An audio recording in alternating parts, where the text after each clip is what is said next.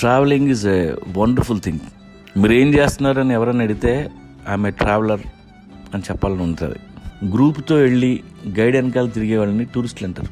సపరేట్గా వెళ్ళి ఇష్టం వచ్చినవి చూసే వాళ్ళని ట్రావెలర్స్ అంటారు. ఈ రెండు కాకుండా వేరే బ్యాచ్ ఉంది, వాళ్ళని ఎక్స్ప్లోరర్స్ అంటారు.